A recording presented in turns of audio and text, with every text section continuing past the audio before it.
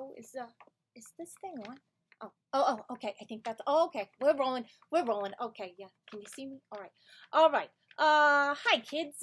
I'm an old brown horse, and I'm here to introduce today's story. I'm gonna be sharing it with you today. It's about an old friend of mine. You might have heard of her. The cow that jumped over the moon. Yeah.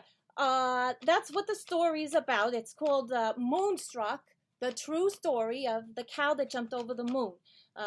I was interviewed by Gennifer Choldenko. She wrote down the words, and it was illustrated by Paul Yalowitz, and it's told by me, the old brown horse. So sit back and enjoy, and we'll get started. Okay? I'm just gonna turn this. Do I push this here? Let's see.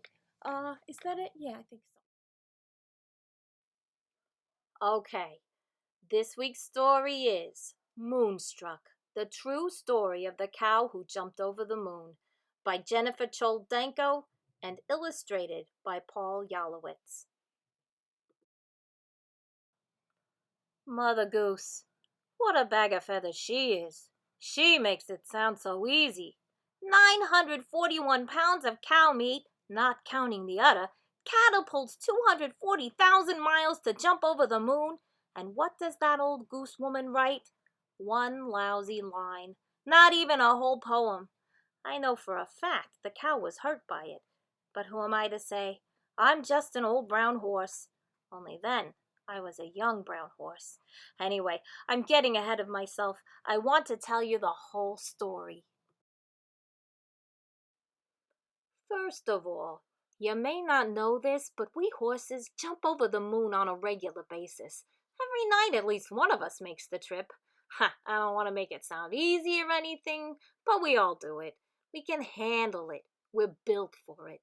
We begin training from a very early age, which is just what we were doing when this cow started hanging around.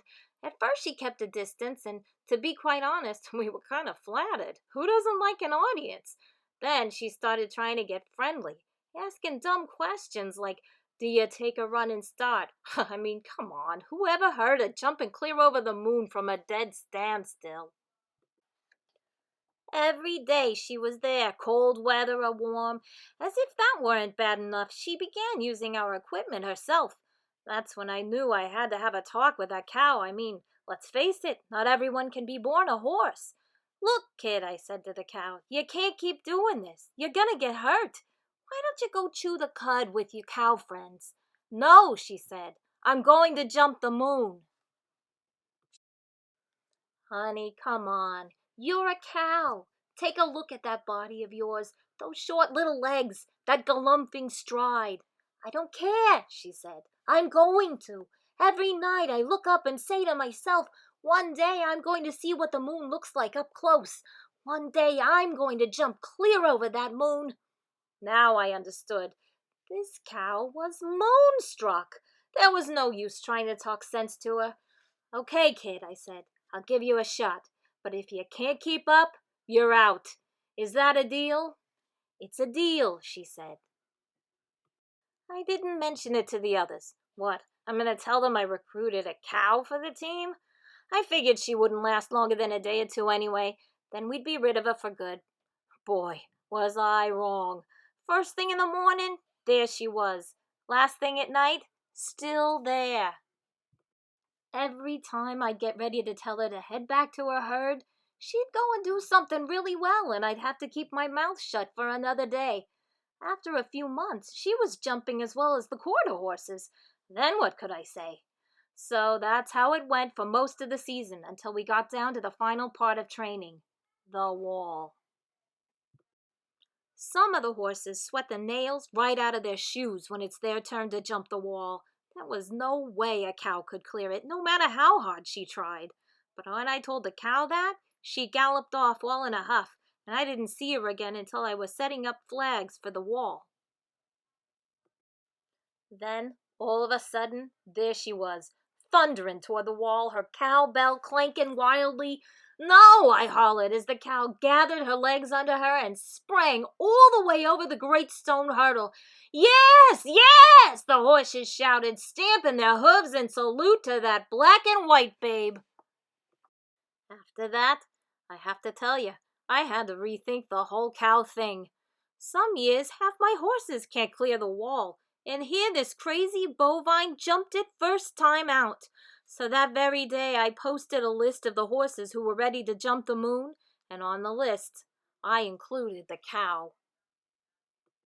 When the cow found out she'd been chosen, you could hear her mooing from one end of the farm to the other. She was so excited she could hardly keep her mind on schooling those last few days. But when the night came for her to jump, she was calm and confident, her mind focused on flight. 10, 9, 8, 7, 6, 5, 4, 3, 2, 1, blast off! And she burst forward down the hill. Faster and faster the cow galloped down the hill. Faster and faster she went as she gathered her legs under her and rocketed into the night. Higher and higher the cow flew, careening through space at an incredible speed. Up and up and up until 1, 2, 3, all 4 of her stubby legs soared past that big old moon, and then around and up and over until she'd seen every bit of the moon up close, and the stars and the meteorites and the Milky Way and the Earth. And then, when there was nothing left to see, gently, gravity brought her back to Earth again. Well, I can tell you that when she came back, there wasn't a dry eye on the whole planet, which is why I know for certain that old Mother Goose wasn't around, because if she'd seen that Holstein jump the moon with her own eyes, she wouldn't be wasting her time writing about cats and fiddles and the courtship of dishes and spoons. She would have written a whole book about that cow.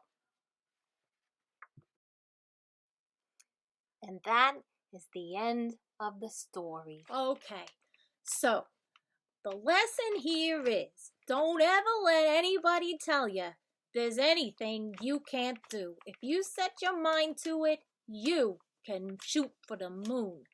All right, I'm going to turn the reins back over to Miss Jess. And thank you for sharing this story time with me. I really enjoyed sharing it with you. All right, then. Somebody gonna turn this? So I'll just get the butt. Okay. Okay, friends. I really hope you enjoyed that story. Moonstruck is one of my favorites of all time, so it was really fun to be able to share it with you. And I hope you enjoyed our special guest, the old brown horse. He's been with me a very long time.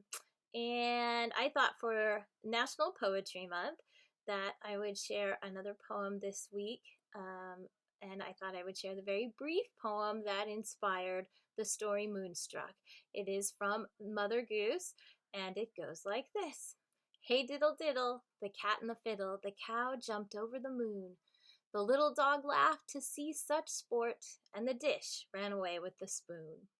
I hope you're doing some poetry reading yourselves. I looked into it. Now, a Poem in Your Pocket Day this year is May 30th. So that is the day when you can share poetry out loud with your family, those people that are around you. So if you find a poem you really like, you can read it out loud, or maybe you can memorize one and share it that way. That would be fun. And again, I would love to see any poems that you guys are interested in. So if you want to have your folks email them to me, I will read out any ones that have been selected by you guys, and we can share them that way. All right, that will do it for this week, and I look forward to seeing you guys next time. Okay, keep reading.